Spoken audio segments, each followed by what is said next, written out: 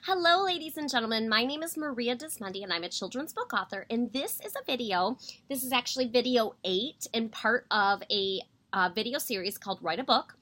And we have 11 total videos taking you from the beginning of the writing process all the way through when the book is delivered to my house, because this is all about my 9th book written by myself, Maria Dismondy, and illustrated by Catherine Selbert.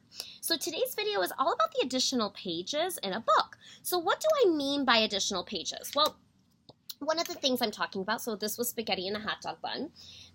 If you look at additional pages, I'm talking about copyright page. So there are specific things that need to be included in your copyright page. For example, it is against the law to not include an address for the publishing company. So all publishers need to have the address there.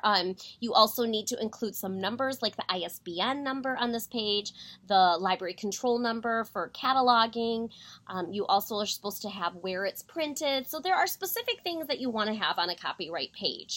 You also want to have the publishing logo somewhere. Another additional page is actually the dedication. So what is the dedication of the book going to look like? I forgot the title page too. That's another additional page. And then as you go into the back, I'm going to skip over author and illustrator biographies because that's going to be another video.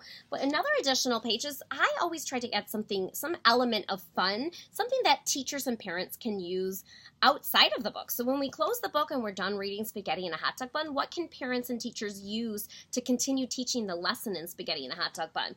And in this book, it was the 10 reasons why you are out of this world special. Okay, so that was an additional page in Spaghetti in a Hot Dog Bun. I'll show you a few of the additional pages in Chocolate Milk, por favor. So after writing Spaghetti in a Hot Dog Bun, I started thinking about the importance of having discussion questions in a book for parents and for educators and child caregivers to be able to open a book and know what kind of questions to ask a kid. We all know when we're reading to children, maybe at the end of the night and it's bedtime, we're tired. And it might be hard for us to come up with questions to discuss the book, but it's very important to not just read a story, but actually ask and engage your child in these questions. So again, we have that copyright information here, and then we added a section now in our books for before reading questions, during reading questions, after reading, and something like that we call in a section called more learning. So what other things can you do besides just reading the book and asking questions?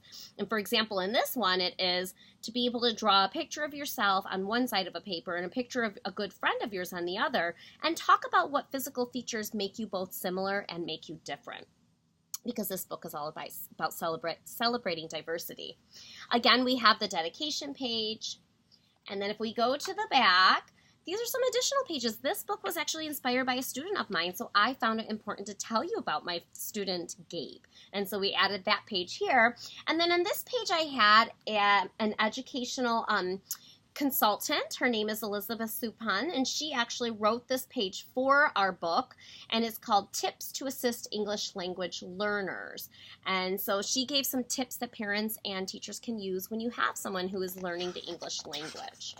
So my newest book, The Fruit Salad Friend, for my additional page, I'm really excited because I have a phenomenal parent educator, parent psychologist, award-winning author, global speaker. Her name is Dr. Michelle Borba, and she has written the additional page in my new book, which is called The Fruit Salad Friend. So we are actually working on that and creating some design around her text that she has given us, but she has given us some important tips on being a good friend. So stay tuned to the release of the book, which will be in April 2018, to read that additional page by Dr. Michelle Borba. Have a great day, everyone.